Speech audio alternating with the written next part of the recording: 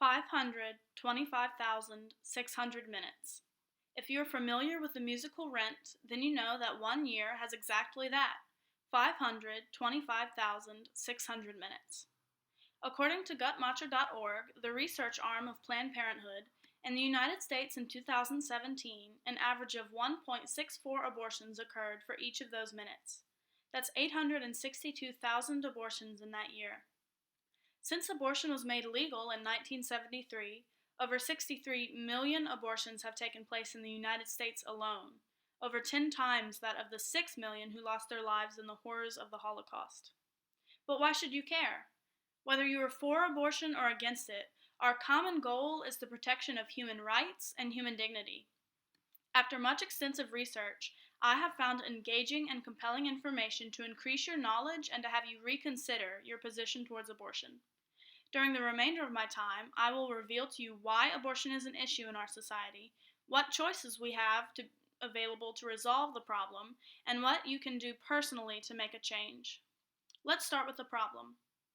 Abortion, defined by the Merriam-Webster Dictionary, is the termination of a pregnancy after, accompanied by, resulting in, or closely followed by the death of an embryo or fetus. In other words, abortion is ending a pregnancy by taking the life of a child in the womb. But why does that matter? It's only a clump of cells, it's not a human being, and it's the woman's body, right? Actually, that isn't true. While the fetus may be just a clump of cells, so are you, so am I, just as every living thing is composed of cells. Think about this. A baby in the womb is distinct, human, and alive. Let me explain. The child is distinct from the mother. From the moment of conception, a unique and unrepeatable genetic code is created. The baby's DNA is distinct, separate, different from that of the mother. When a woman is pregnant, she doesn't have 4 arms, 4 legs, or 20 fingers and toes, 2 heads, 2 hearts, and 2 brains. If the woman is pregnant with a little boy, she doesn't have a penis, and she isn't half male. A baby in the womb is human. Never in history has anyone ever given birth to a cat. A fetus in the womb is human because his or her parents are human, and he or she has human DNA. Last of all, a baby in the womb is alive. From the moment of conception, the child has a complete set of DNA, grows and develops, and is comprised of cells. The science of biology tells us that cells are the most basic unit of life, so the preborn baby is unarguably living. If a baby were dead in the womb, it would be a miscarriage or a stillbirth. So if the fetus has 2 of these traits, but not all 3, would it matter? Well, if something is distinct and human, but not alive, then it's dead, and you can't hurt or kill something that's already dead. If something is human and alive, but not distinct, then it's just cells, like skin cells, and if I rub my hands together and thousands of skin cells fall to their death, well, that isn't mass murder. If something is alive and distinct, but not human, then it's an animal or a plant, and it isn't considered morally wrong to slap a mosquito or fix a salad. So obviously, the argument is not if a baby in the womb is human. Rather, the argument is if a baby in the womb is a person, and that's an argument based on morality. So assuming that not all humans are people, what defines personhood? Some people say that because the fetus doesn't look like a person, then it isn't one. So does appearance decide value? Because someone looks better, more attractive, or more human than I do, then they're more of a person? These models behind me show that a baby during different stages of pregnancy. This is 7 weeks, 8 weeks, 9 weeks, 10 weeks, 12 weeks, 20 weeks, 26 weeks, and 30 weeks. In the state of Louisiana, you're allowed to abort up to 20 weeks, which is this one. In other states, such as New York, abortion is allowed up to birth. Another argument is that the baby is inside the mother instead of outside and cannot live on its own. According to prolifelouisiana.org, a baby is viable, meaning he or she is able to survive outside of the womb at 6 months, and sometimes even earlier. As medical technology progresses, viability is coming closer and closer to conception. So does personhood and value change with technology? And a pregnant mother in one state or area may have access to better health care than a pregnant mother at the same stage of pregnancy in another area. So, is one unborn child a person and the other not? Even after birth, for many years, babies and children still depend on their parents for survival. And what about people on life support or with oxygen tanks or pacemakers? They cannot live on their own. Should they then be killed? Does location decide personhood? Only a few centimeters of birth canal decide who does and doesn't have a right to life? Sometimes the line is drawn at consciousness or self awareness. According to parentingcounts.org, by using the Rouge test, where a red dot is placed on the child's nose and the child is sat in front of a mirror to see if they rub at the dot, self awareness is not evident until 15 to 24 months old. That's up to 2 years old. Should we be able to kill children up to 2 years of age? Are they less of people just because they aren't self aware? What about a person who's unconscious, such as someone in a coma? Is it moral to kill them? Many times, the exception is made for hard cases such as poverty, rape, incest, abnormality of the fetus, or the life of the mother. Some women in poverty feel that they cannot afford a child and therefore choose abortion. Imagine that I have a 2-year-old in front of me. Her mother does not have enough money to support her. Should the mother have the right to kill this 2-year-old? Well, obviously not. So at what point does the child become a person? At what point is it wrong to kill them? In cases of rape and incest, I'd like to bring a quote from Rebecca Keisling, a pro-life speaker who was conceived in rape. In a video posted on conceivedinrape.org, she says, "When people make the rape exception, or when they say they're pro-choice, especially in cases of rape, that's like saying to me, I think your mother should have been able to abort you, which is like saying, if I had my way, you'd be dead right now." And some people would say, it's nothing against you personally. Well, it affects me personally. End quote. The atrocities of rape and incest create two victims, both the mother and the baby. Aborting the baby is like handing out the death penalty to the child for their father's crime. Is Rebecca Keisling less of a person because of who her father is? Is she less valuable? Does she not have the right to life? Speaking about cases of deformity or mental handicap of the fetus, let's take a look at Iceland.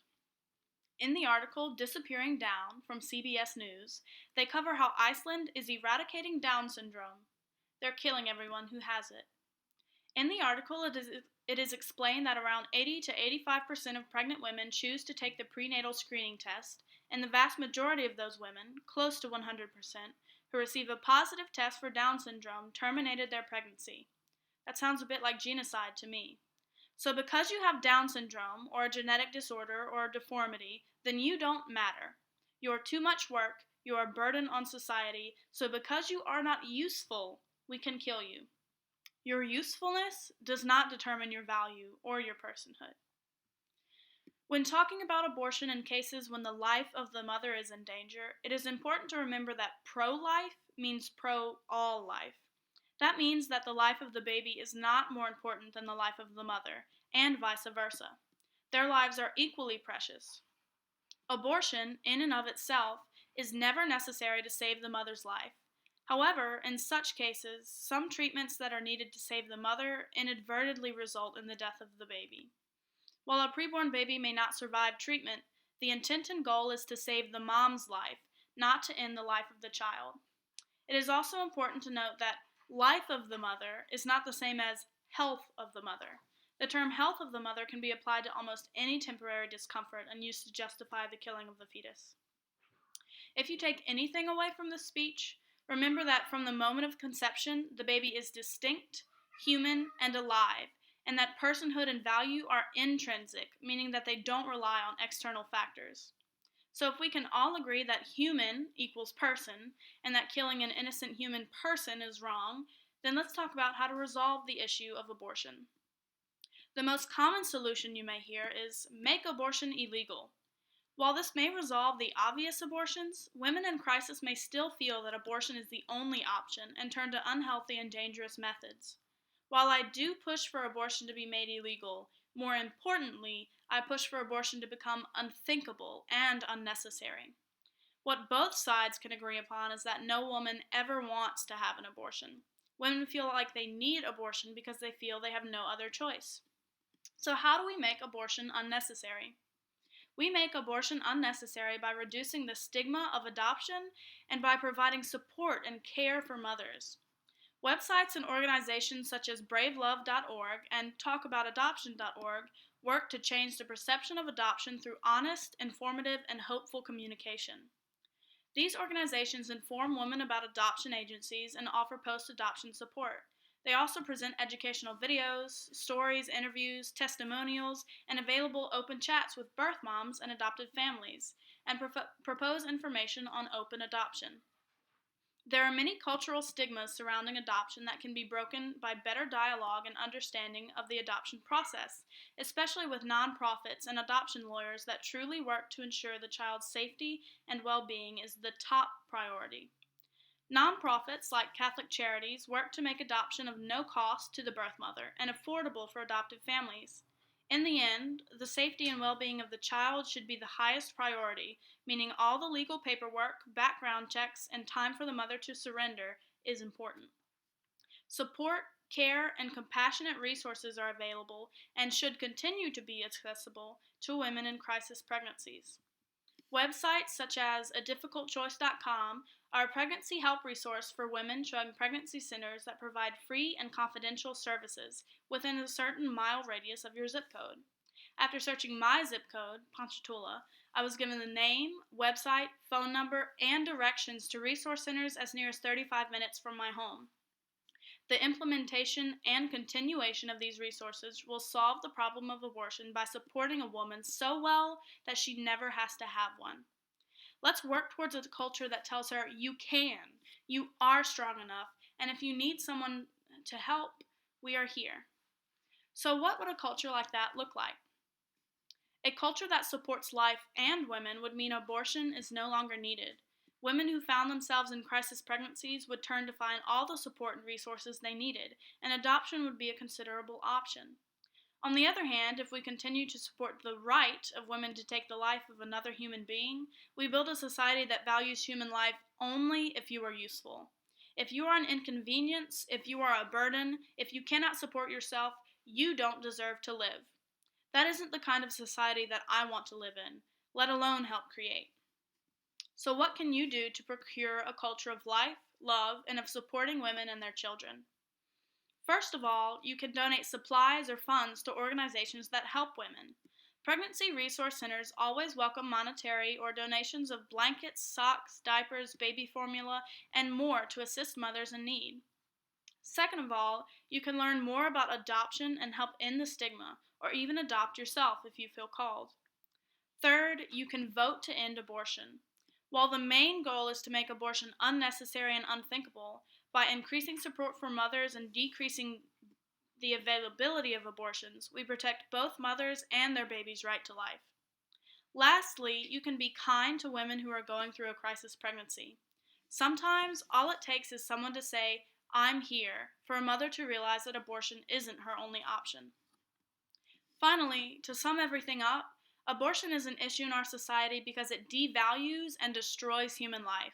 A baby in the womb is a human person deserving the same rights that any human is offered, including the right to life. To help resolve this dire problem, we can increase the awareness and availability of adoption and resources available to women in need, and vote to end abortion. In this way, we create a culture of life where every human being is a person and every human being is valued.